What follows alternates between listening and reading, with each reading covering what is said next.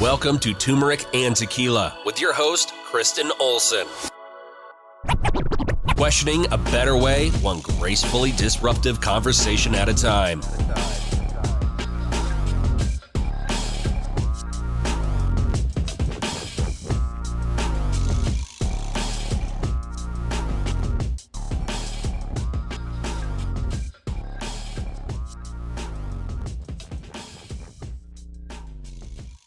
Welcome to Turmeric and Tequila. I'm very excited to be with you today. We have an exciting, I guess we want to say an extension of the fitness fam. We certainly crossed paths through fitness, so I'm always appreciative of that. But we've got Justin Powell. He is the executive director for Youthlinc out in Utah, and we're going to unpack their mission and what they have going on. I had the pleasure of competing on their behalf for the Do More Charity Challenge this past event in 2024, just about a month ago. And so we connected. I'm like, well, we got to get you on the mic and really further share what Youthlinc has going on. We were successful in our fitness endeavors and raised, I believe it was $10,500 for them. So we are excited to support such an incredible cause. And the more I dug in, like I said, I was like, we got to get this going. So before we get to Justin and the mission of Youthlinc, I want to give a special shout out to our supporting and title sponsor, Lux Neuro, offering neurofeedback and counseling where your heart and mind align. For more information about what neurofeedback can do for you, listen to the neurofeedback stories of transformation in the middle of this podcast. Neurofeedback effectively treats everything from insomnia, anxiety, depression, trauma, ADHD, and much more. Optimize your brain today. Check them out. And the one and only Declan James watches. I can never tell if you can see these on our YouTube video or not, but check them out. They're veteran owned and 10% goes back to the Navy SEAL Foundation. They're gorgeous and they're made here in Colorado. Fellow fitness family. Always exciting to support the fitness business family cause. So without further ado, let's jump in. Justin, welcome to Turmeric and Tequila. Thank you. I'm so glad to be here. Yes. Well, we've got a lot to cover today, so I want to jump right in. Justin's been with the program for over 16 years. Is that right? Yeah, that's right. Okay, 16 years, and you've done over 16 trips. I'm guessing it's way more than that. Yeah, I did 3 this summer, so 19 now. 19. Okay. So the overarching explanation of Youthlinc is they are creating lifetime humanitarians in Utah through service locally and abroad. And I'm going to read a little paragraph about what they said about their 2023 initiatives, but it's all about living a life of service. And if you listen to Turmeric and Tequila, that's pretty much the baseline. We have our 2 pillars of community and mental health. And I believe that the answer to both of those things are living a life of service and finding your purpose and your way to contribute in any capacity. So when I was reading about their 2023 initiative, I was like, I got to read this on the air. So this is what they said. 2023 was all about reconnecting. Service, both local and international allowed us to do just that.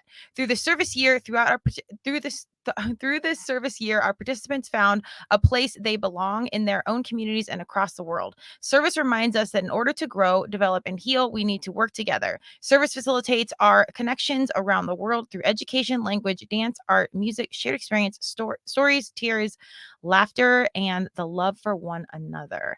So amazing things going on. Justin, Yeah. before we get into Youthlinc, why don't you give us a little bit about you and your journey? Because I think that the humans are what really make the mission work. So we want to know about you. Yeah, so I'm Justin, and my journey, especially to Youthlinc, has been a really joyful one. So I started as a volunteer at Youthlinc in 2008. And the big reason I got involved at that point is because I had just gotten married, and my wife had been volunteering with Youthlinc since 1999. And she snuck it into the marriage vows that I had to volunteer at Youthlinc. So she kind of snuck it in there on me, and then I took that seriously. So I started volunteering that same year and fell in love with it. And then I just kind of got addicted to all the connections and the relationships and the having good impact um, and seeing the world and mentoring youth to really find their passions and really know how to tap into the better side of themselves. And just over the course of time, I just became more entrenched as a volunteer until finally a job opportunity came along about a decade ago to run one of our local programs that's based in Salt Lake County in Salt Lake, called Real Life, which is an after-school program for refugee and immigrant K through 12 students. So I left my career. I was a teacher before, and I moved over to run that program. And that kind of morphed into so many other opportunities at YouthLink. And then I was selected by the board to become the executive director 8 years ago when our founder retired. So and then bim bam boom, here I am. That's incredible. Well, Yeah, first of all, let's give kudos to your wife. I can't believe she snuck it in the vows. Way to do it right at a time where you not only can you not say no, but you're in front of an audience or I know, like right? yeah. Thankfully, I already loved doing service, and I also loved the international aspect of it. So it was an easy yes. That's amazing. And is she still a part of the organization now? Is she still volunteering? Yeah, her and I did it together for years and years and years. Then we started having kids, and once the kids started coming, it made it more difficult. So now her involvement's less than it used to be, but she still pops in to do things here and there. Because she's the principal of a high school, so she has her own insanity going on with that. But Sure. yeah, she still does help with YouthLink things here and there. That's incredible. Well, you guys are out here just shaping all kinds of young lives and in the mix. You guys are head influencers more important than Instagram. Let's go. We're doing our best. Well, it's a jungle out there. We need you guys doing good things.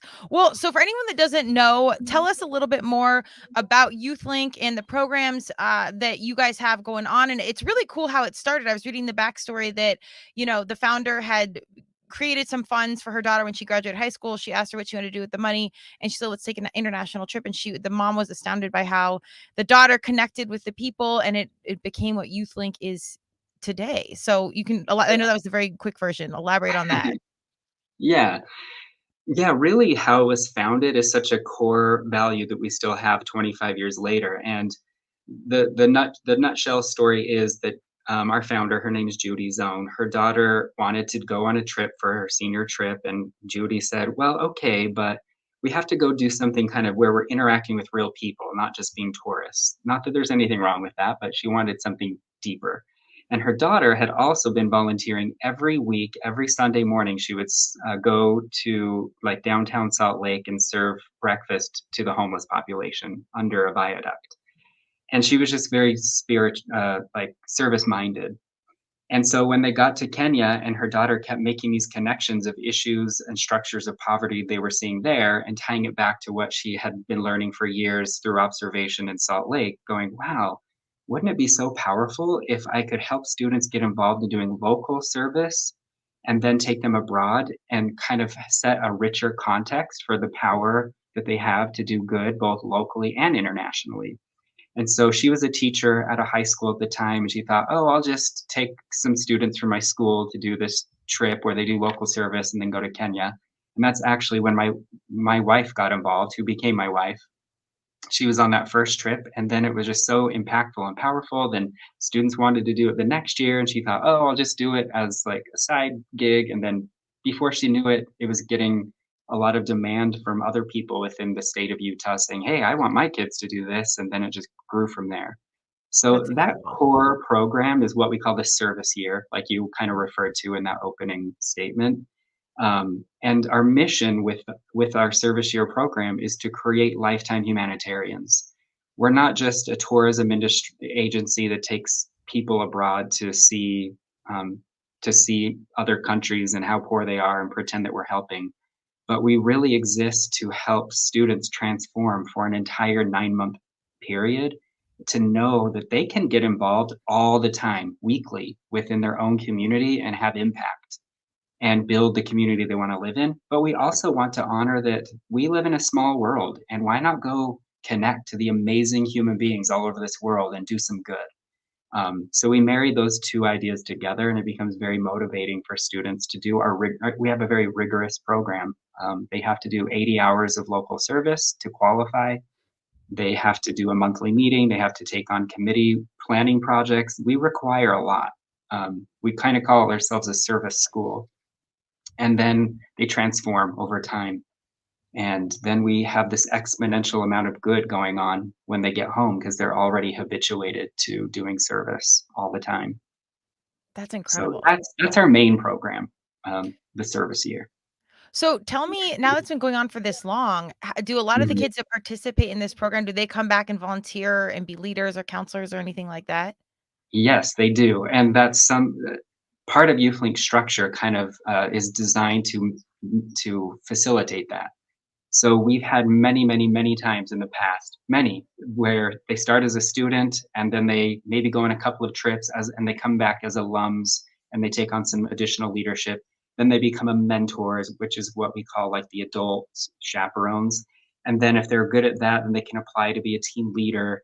And so there are all sorts of ways that they can keep engaging even within the organization, and keep having impact through us.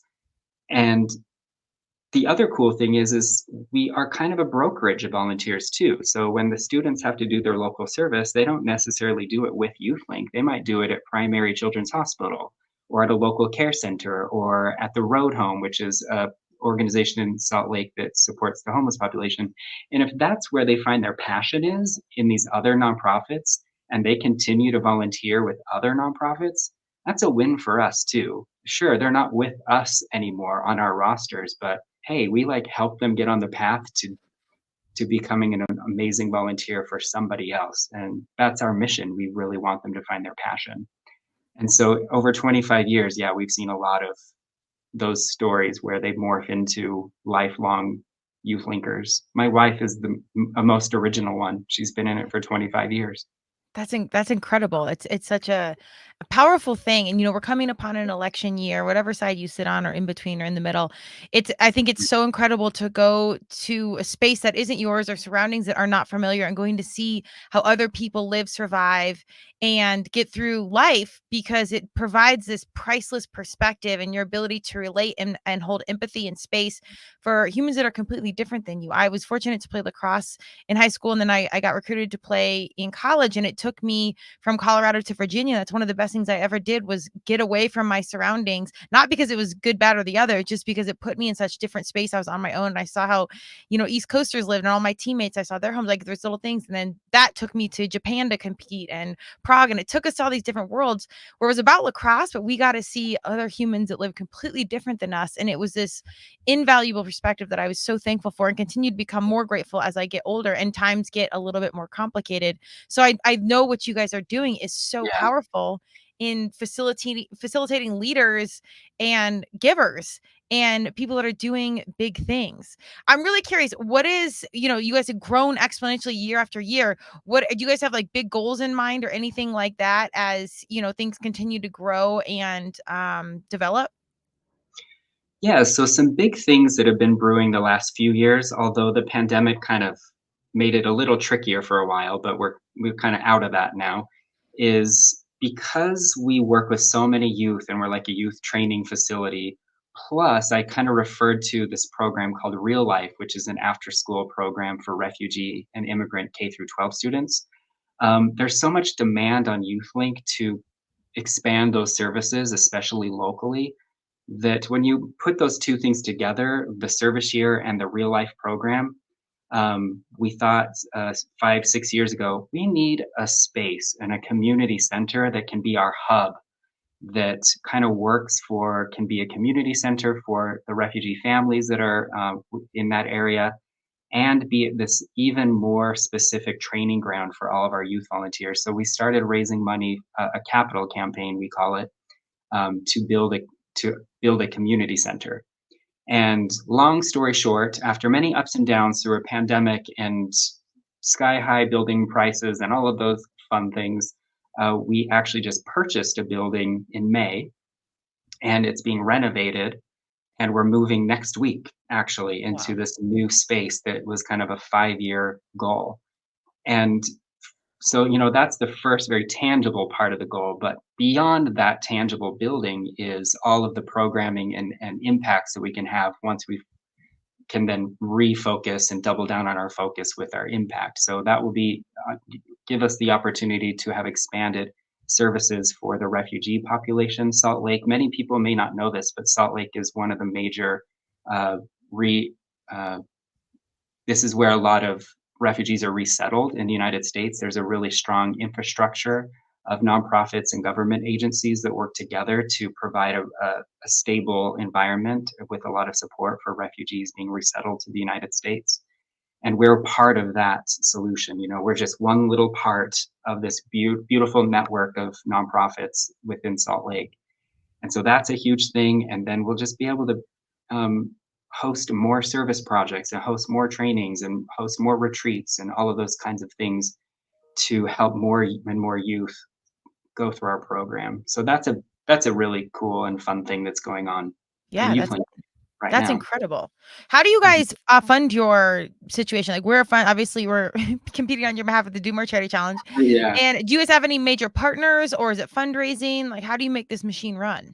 To put it into business speak, we have a lot of different revenue streams that is, that's just smart business, right? You want to Hmm. make sure that you're financially strong no matter what happens. Like, hey, we lived through a pandemic. Now we feel like we can live through anything, especially since a big part of our revenue stream is the international trips. So when any participant goes through a program on the trips, we add a tuition on there to kind of cover our basic costs at the at the office Hmm. for that program. And that one is funded the volunteers do peer-to-peer fundraising and like trying to get their friends and family to donate toward their trip, kind of that traditional, as you can imagine, model.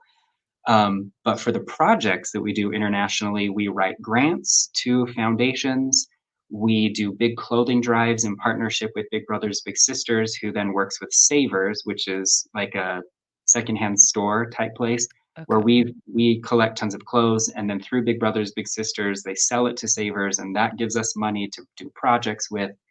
Um, our real life program is 100% grant based. We write grants to foundations, corporations, and personal donations. Um, so we have all sorts of different revenues coming in, but a lot of it is grant writing, a lot of it is peer to peer fundraising. We also run an annual gala every year, a big fundraising dinner. And some people think those are old fashioned, but we love them so much. Yeah. They're like a place of community. It's a giant reunion. And then it's a really fun way to raise money that people are maybe going to donate anyway, but they get to do it all in one night. That's So, incredible. Well, yeah. and I want to talk more about, because you guys have so many moving parts. It's really incredible. But in order for the machine to run, you need the right humans in the mix. I'm really curious, like how you were as a young human. Like, were there signs early on that you were going to be, leading this life of service and involved leading our youth? Were you kind of like a youth leader, or tell us about your young self? Oh my goodness. Yeah. Well, ever since I was junior high or high school, I loved doing service. I was just naturally drawn to it. And I remember joining the Key Club, which was a service club in my high school, and also just doing service around the neighborhood. Me and one of my friends, when we were in elementary school, used to like bake cookies and drop them off secretly at people's homes and then hide behind their bushes while they did it. Or I remember one time my friend and I saw that there was this elderly couple in our neighborhood, so we saw them drive away one day, and we went and hurried and raked all their leaves up and bagged them and got rid of them before they drove home. And so I know I was a hooligan. I was doing random crazy things, Random acts even of from a kindness. young age. So then as I got older, I remember taking like a aptitude test of what career should you have? And it was like, you should be in services. And I'm like, oh my gosh, like that's not going to make me any money. Yeah. I'm supposed to be a provider. How am I supposed to provide for a family doing that kind of job? And so I really did kind of have this really confusing time of, do I follow my passion, or do I like, and no offense to corporate America, or do I sell my soul and join corporate America? Yeah. And little did I know over the course of time that actually that's not a choice that you actually have to make. You really can follow your passions and do what matches you, and the universe provides, and you can be financially stable. And so it took me some time. Thankfully, my wife is really on the same page with me, and so it's been a beautiful journey for both of us to have like a partnership where we really can support each other into doing things that are a little less common for people to pursue. And so did I ever think I'd be running an amazing, awesome local and international nonprofit?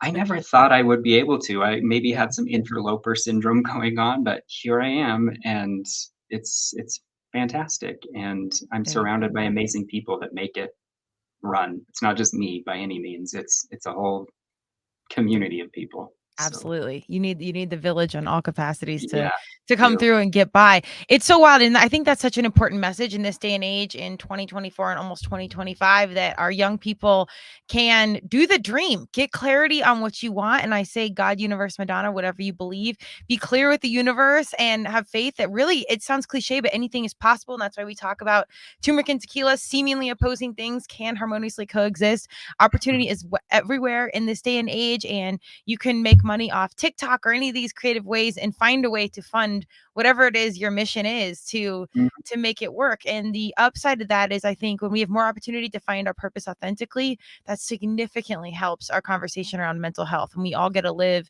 in a space where we're purposeful and we can contribute authentically. I think that changes the mental health game. Do you guys talk about mental health? I know community is everything for you guys, but is the mental health a conversation? It absolutely is, especially internally within the Youthlinc staff and our really high level volunteers. We know that as students engage in our program and they're doing service every week, we see this all the time. And when we survey our students at the beginning, the middle, and the end, and we watch them transform, to be a little cliche, sometimes a teenager comes to us, they're kind of me, and they're inward focused, and which is completely developmentally appropriate. So I'm not saying that in any negative way. But as we give them opportunity to look outside themselves and help them understand that, oh, there's more to life than the inward focus, there can also be this beautiful space of outward focus. You see them start doing that, but then that nonetheless informs how they actually look at themselves inwardly. And it's kind of this symbiotic relationship. And we see them go from these students who often don't have much direction or they don't know really what they want to do to students that it sparks them and it helps them finally tap into, oh, I don't have to be worried about what people think of me, or this isn't about me. This is about how I'm impacting other people. And that's a much more joyful and healthy place to be. I mean, there needs to be balance in all things. There is such thing as self-care. I understand that as well, but it's it's really lovely to see that. And time again, we see students just find themselves and have a much more stable understanding of who they are and what they can offer to their local and international communities. And yeah, we're not actually a mental health nonprofit. We're not social workers or therapists, but we anecdotally, we see it absolutely for sure happening within our doors and within the individuals we work with for sure. It's Absolutely. very powerful for our students. Well, I mean, just going out there and seeing it's a great big world. Like there's pressure taken off when you know it's not all about you. It's not just you out here. There's many moving parts. There's likely many humans out there experiencing something far harder and more difficult than whatever we're experiencing here in America. And that's not Yep. to say we don't have our problems and our issues because we do. It's just it I think that just again that perspective Yeah. allows you some space to be human and understand like okay there's a lot going on everywhere, we're all kind of in this together in some capacity. And even that, like the hard part of that is a great way to connect with people that aren't like you because you can see them going through similar things. I remember traveling to Japan to compete. I was a freshman going into my sophomore year and we traveled that summer. So the end of my freshman year, we traveled to Japan and we not only went there to compete and play lacrosse, but we stayed with Japanese families. And there was obviously a language barrier. They spoke a little bit of English and we spoke almost no Japanese. We did learn some out there and they were kids our age. So it was kind of cool for us, even language barrier, to see like some of the struggles. Like one of the nights, I think we stayed out a little bit late and, I was with a brother and a sister and they're like, don't tell our parents basically because we stayed out late. And I'm like, oh my God, this is us. Like we're all kind of in this on really like casual, silly things. We're in this shared like teen college experience where you're not yet kid or you're not kids, or you're not yet an adult. So it was really cool and heartwarming to be like, man, we're really similar. Even we can't even like verbally communicate. We totally had this empathy and like through looks and nonverbals of like we were in it with them. So it was really powerful to see how big the world was. And and be humbled by so many things. And as an athlete, I always say I'm such an advocate of life skills through sports, because school wasn't like, I did school, I was here for it, was fine, got okay grades, but it was my motivation was to play lacrosse.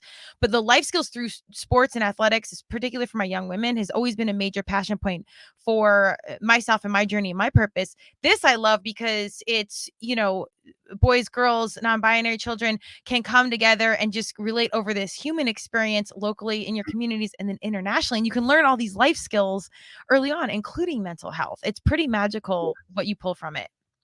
Yeah, absolutely. And I know there's so many ways that youth can develop those attitudes and those experiences. And um, I love, like what you described, I like to call sports diplomacy.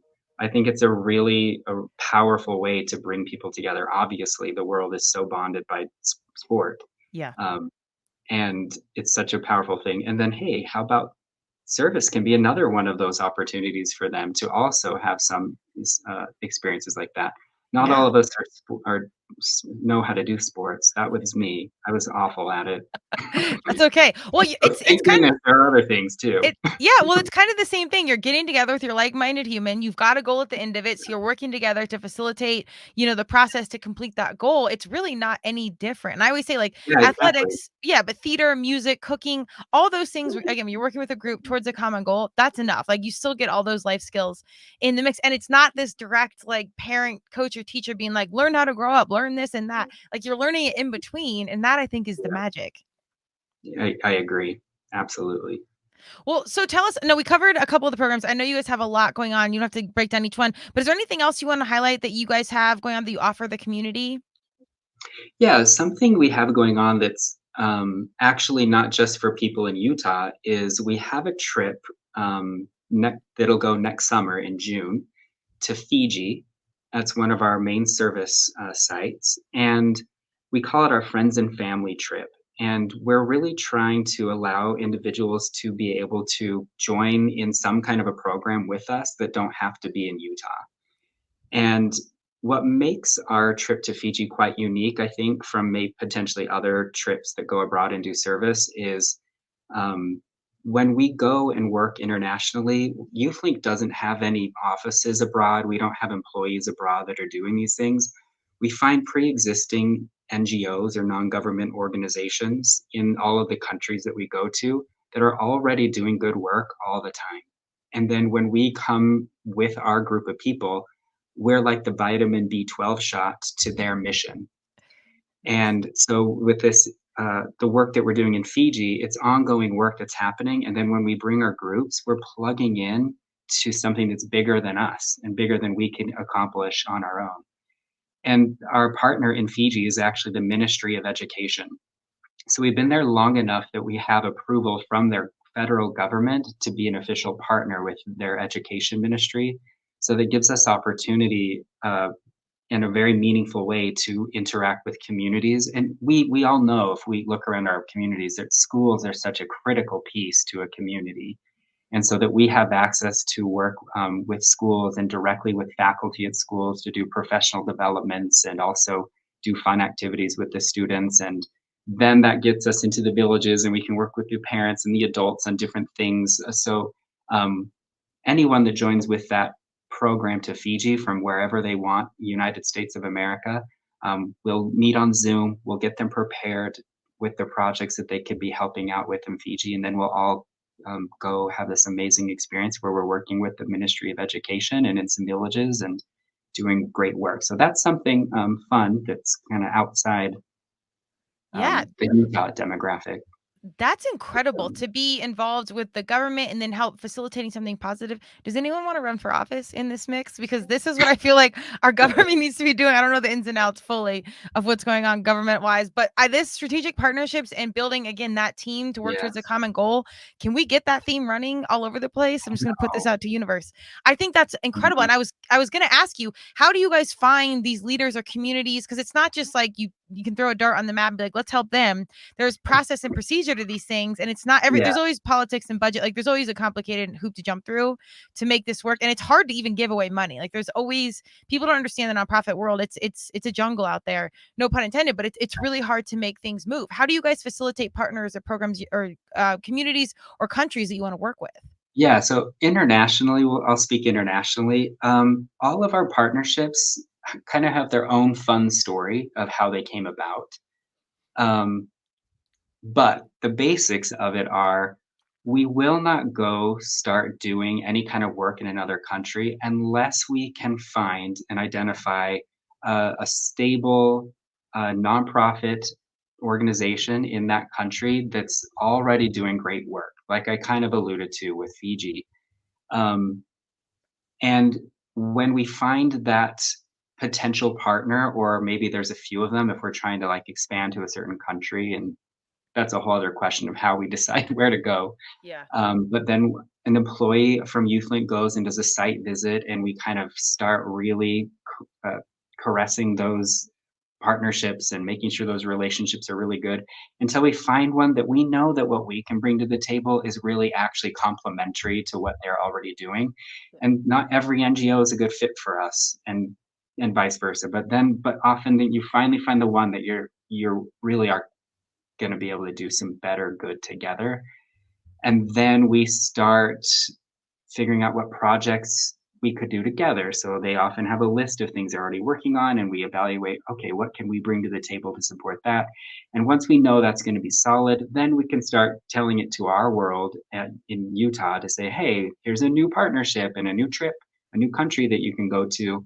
And then all the logistics are also a whole other category of things we have to figure out. But some of these connections come from someone comes to me and says, hey, Justin, I have a really great connection in Ecuador. Will you consider Ecuador? But to be honest, lots of people come to me all the time with potential connections, and I have to sit through them all. Yeah. Um, so the other part of it is where can we go internationally that would actually make sense for people to want to go? Because they're signing up. It's not like this is court ordered. They have to want to go to the countries you go to, and they have to feel, and they have to be safe. And we also take a lot of minors and through our program. And so there's a lot to consider in terms of when we decide where to go. But, Well, if and, there's and yeah, I could write a blog post on each I country about its I story, but that's the basic. I believe it. Well, and also, I mean, there's rules and logistics. Also, there's cultural and social norms. How do you guys manage coming into a new space where our culture and our beliefs or values or whatever are different, or just things that, so we're telling our young people, don't do this, it's offensive, do this, like here's expectations. How do you handle all that, like cultural coaching, I want to say? Yeah. So, in reference to our volunteers, our students and adults that go with us, a few years ago, we developed some modules online we call them the impact modules. And now all of our volunteers are required to do those modules, and they hit on some of those best practice things. Like we hit on uh, implicit bias and what do we naturally just think we understand about our world, and we just want people to check in on that. Mm-hmm. And then we have one that has to do with intent versus impact, because we all know as we're like adults, we come to understand the nuance of just because I intended something didn't that's not necessarily how it was received. So we actually need to shift our mind to be more looking at what is my impact really doing here, and irregardless of my intention. And when we're looking at our partners abroad, we have to develop that really strong relationship of trust that we know that our impact is actually what they want. Because like the big thing is a lot of the places we go, they want to be good hosts to us. Totally. They want us to feel good. And if they think that we want to do a project really badly and that's going to make us happy, sometimes they'll say, sure, do it. That's fine. But then, heaven forbid, down the road, you find out they only said yes because they were trying to be a good host. Right. So you have to have this really trusting place where they can be really honest to say, actually, did you know that project's not that effective? Oh, thank you for telling us what would be more effective. And it's always this give and take, and it's always this really checking in and being really honest and open.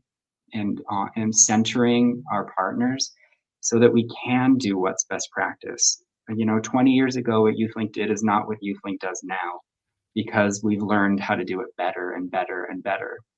Sure. And that's a common misconception when people look at organizations that do international development work is, oh, you're like white saviors or, oh, you're colonialists. And sure, like there could be some traps that you fall into that would be those things. But hey, did you know you can actually also do it correctly? And, the ways to do it correctly are through partnership and through listening and through centering our partner to be in the driver's seat. We are, like I've said, the vitamin B12 shot.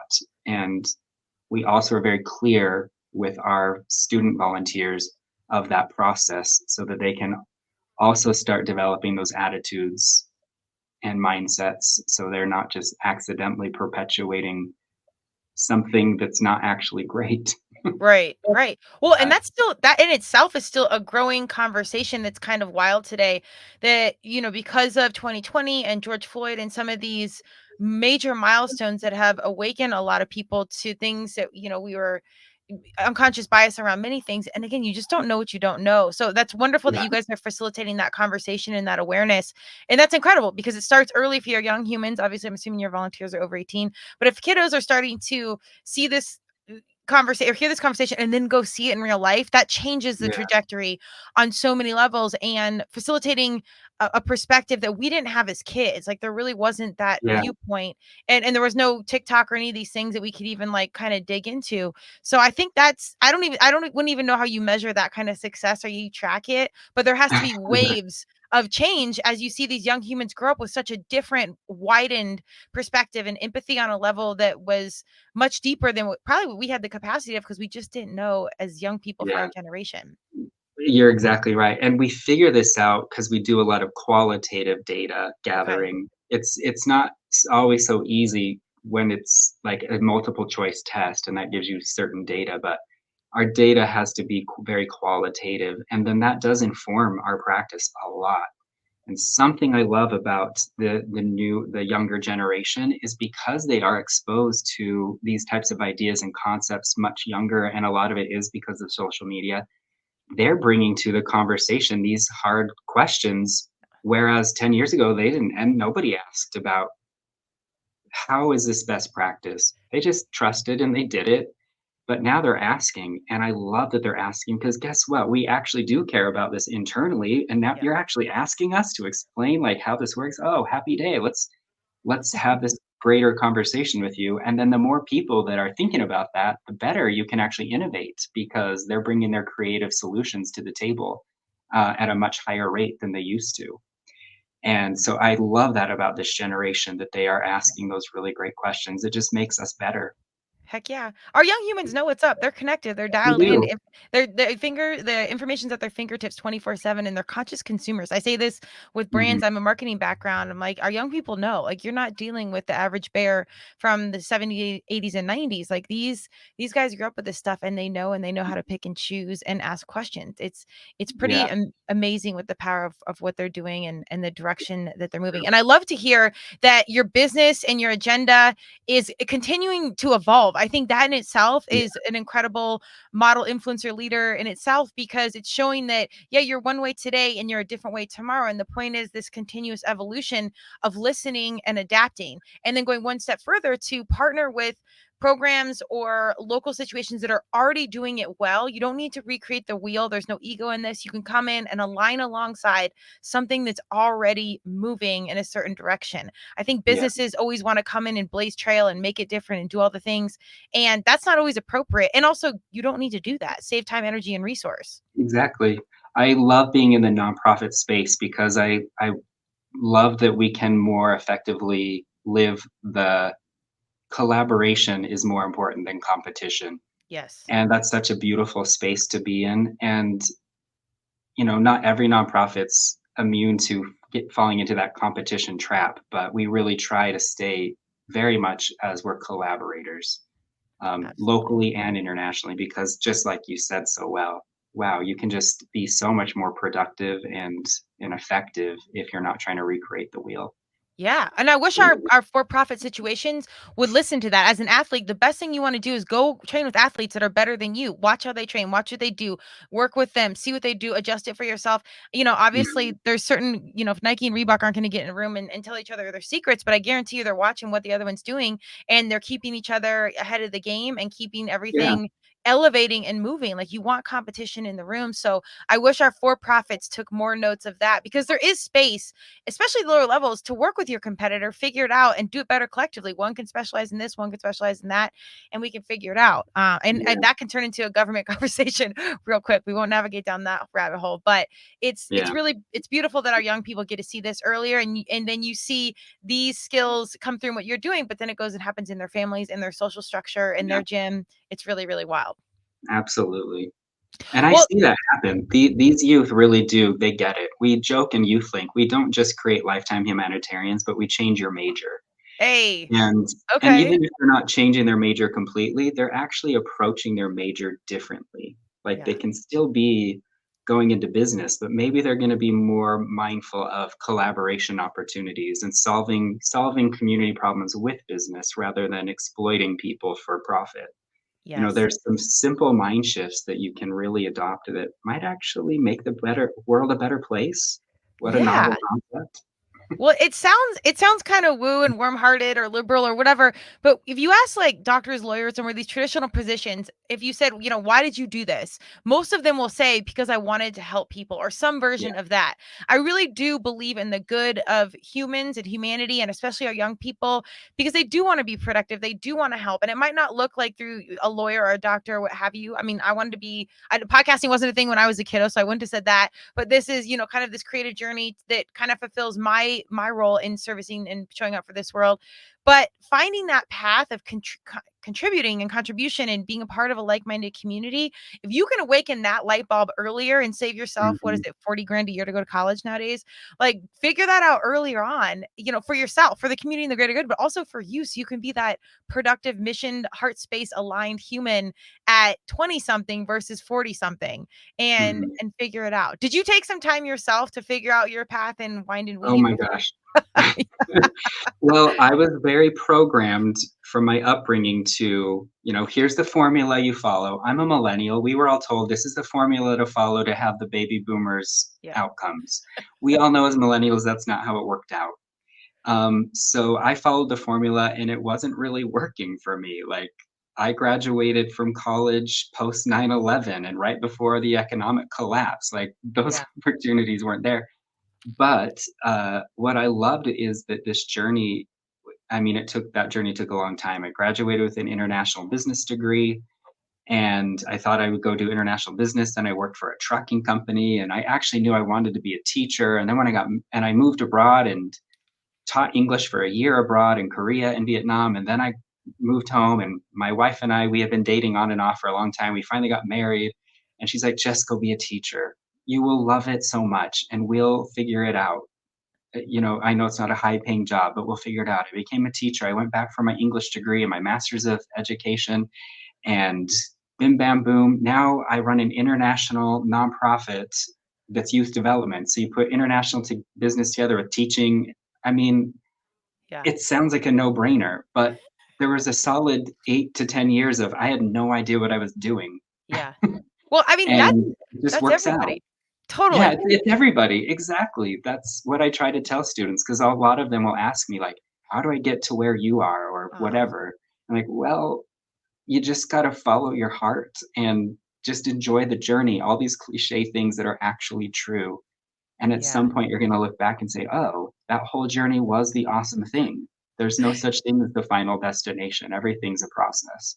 Totally. We're getting old and we're saying all these things like in I know, unison, but it's the truth. And I I remember a know. young person, they're like, "Yeah, chase your dreams, do this." I'm like, "All right, I'm gonna do that, but who's paying for it? Who do I know? Who do I got to call? I'm down with the work. That's not the problem. I'll stay up late, read more, train harder. I'll do all that.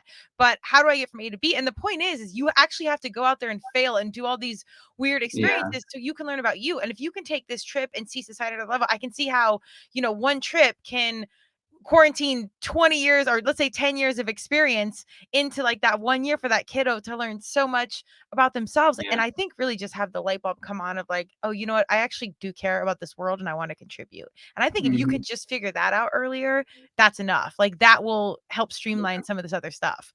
Yep, and our program really can be a part of that. Yeah. Yeah, I know sometimes it's bigger than that, but it can definitely be a catalyst for figuring that out.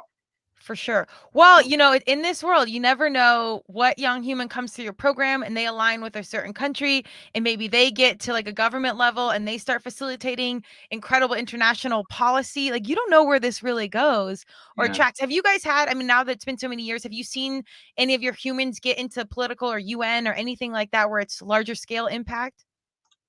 Yeah, I mean, there's no one that's, like, famous, Okay, well, but that's probably good. but yes, absolutely, there are so many students over the years that, yeah, they've gone into either it's into government or into politics, or they're running a business, but they're running it with a different attitude in mind, and or they've gone into a law, but now the area of law that they've chosen has to do more with, something that's more human based and taking care of people's based. Or so yes, absolutely, we see that all the time. And even now I get parents that still are like long-term donors for the last 15 years, and they're like, you just changed my kid's life 15 years ago, and now they're a doctor and they chose to go into this blah blah blah, blah because of YouthLink, because you got them involved in doing service, and that just made them understand that connection and people and taking care of human beings is more important than the normal rubric they might have assumed. Your stock portfolio or your house has to be 7,000 square feet or whatever their rubric was. It's just Mhm. it changes it. And yes, absolutely, it's happening all over the place. Well, and famous is great, or you're the president or the leader of the UN, but really go be a different, more intentional parent, coach, leader, communities. You Exactly. don't need the big title. It's just the daily actions that are actually Yeah. really facilitating the tidal wave of positive change versus, this big megaphone or bright light. I'm here for all Mhm. that. But it's that daily stuff that where you change, we all wipe off our doormat and take care of that. That's where we see like communal change and taking care of yourself. So I think you guys are facilitating all these little influencers probably more It's than you know. tons of grassroots stuff. Yeah, Yeah. grassroots change happening all over the place. Yeah. Well, I want to touch really quick because we do have a lot of entrepreneurs and business humans that tune in. How are you Mhm. guys so good at the business? Do we have like intentional business degrees in the mix? Like, because you're buying the building and that we on our initial call, I'm like, man, that's like generational wealth. That changes the game. Who is facilitating this business convo? Because that's a huge piece of it in the nonprofit world. People sleep on that, and it's a big piece of the game. Well, a big part of it I haven't mentioned is I have a board of directors, and, the board is a lot they're very involved in the strategic future of where YouthLink wants to go. So it really comes from having really excellent board members that not only care deeply about our mission and wanting it to perpetuate because it does so much good, but lending their brains and their skills and their experiences to us as we make decisions on how to move forward. And Yeah. that dates back so long ago. I remember Judy giving me the lore of YouthLink of like, oh, way back in the day, the board wanted to do this. And they were like, yeah, we actually do want to start building like a tiny reserve fund just because any business should have one. So they started building a reserve fund.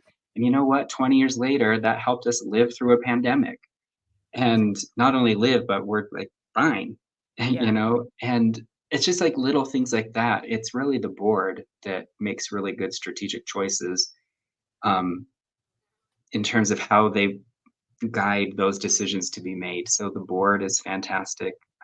So anyone that's listening that's in that world, join a board. Yeah. Go lend yourself to a nonprofit that I'm telling you right now as executive director, I have about 50 job descriptions, and I can't possibly be perfectly awesome at everything. And so when I have a good board member come in that can really help me understand certain things that I just no one person can know everything, they are worth their weight in gold. And so Amen. go be that person for a nonprofit, even at a board level. That would be a major bonus for somebody. I love it. Well, attitude reflects leadership. That's like the main thing I tell to all my young humans, but anyone listening, public speaker, that's like my one takeaway. And you guys are quite literally modeling what you're going out into the world and doing. You're facilitating good humans with like-minded energy. There's accountability, there's checks and balances, and then you go out in the world and you align along, countries with established organizations and like-minded. Like it's all kind of the same thing. So you're talking the talk and walking the walk. And I think that says a lot in this day and age, not only what you're doing, but how you're doing it. Because again, our young humans can get behind the mirrors and the shadows and say, okay, what's really going on here? Not every nonprofit's like that. There's a lot of gray area out there. And then there's a lack of transparency, ironically and unfortunately, in this world. So I think when you do have those, strong leaders up front, and then that leadership and that intentionality and that kindness and strategy and teamwork, it all comes down from the top. So y'all are doing something right. Yeah. Well, thank you. I appreciate you recognizing that. Yeah, absolutely. We've done some work in the nonprofit space, so we know, and being, a business-minded human, you got to make the balance alive and well. Yeah, you do.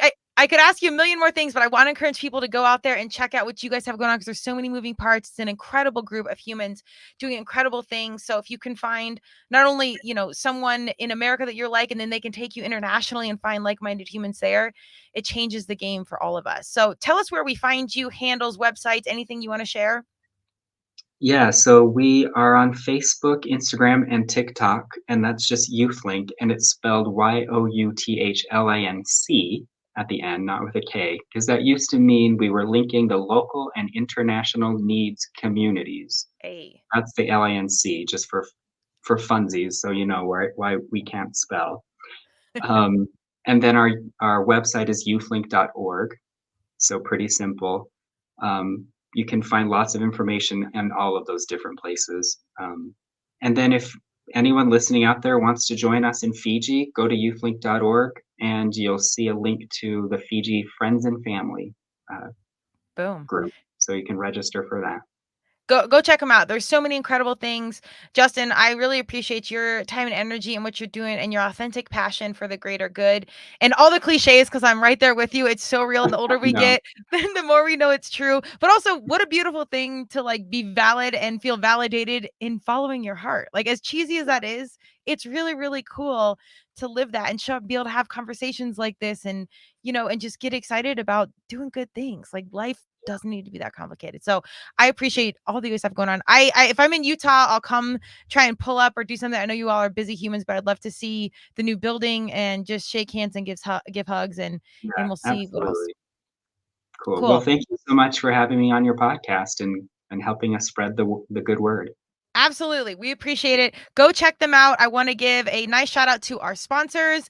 Thank you to Lux Neuro, Neurofeedback and Counseling. Lux Neuro wants to meet you. If you are ready to transform your life, visit them at luxneuro.com to schedule a consultation. Justin, we'll see you at something soon. I wish you guys all the best. Thank you so much. Thank you. Cheers.